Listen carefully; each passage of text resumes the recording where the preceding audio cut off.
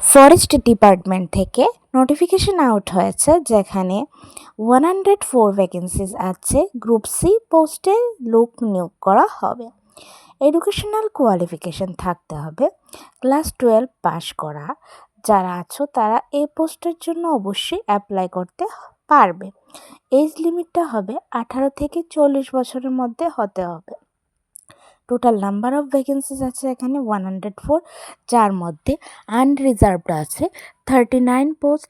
এসসিদের জন্য রিজার্ভেশনে আছে 21 পোস্ট এবং এসটিদের জন্য রিজার্ভেশনে আছে 44 পোস্ট, যেখানে ভ্যাকেন্সি সেখানে রিজার্ভেশনে আছে।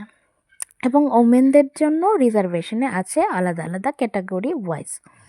টোটাল ওমেনদের জন্য রিজার্ভেশনে আছে 35 নাম্বার অফ ভ্যাকেন্সি, যেখানে মহিলাদের জন্য সংরক্ষিত আছে।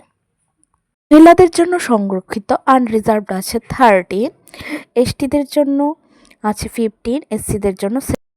অনলাইন অ্যাপ্লিকেশন ফর্ম স্টার্ট হবে 1 মে থেকে। অফিসিয়াল পোর্টালে গিয়ে রেজিস্ট্রেশন করে ফর্ম ফিল আপ করতে হবে। এক্সামের মাধ্যমে লোক নিয়োগ করা হবে।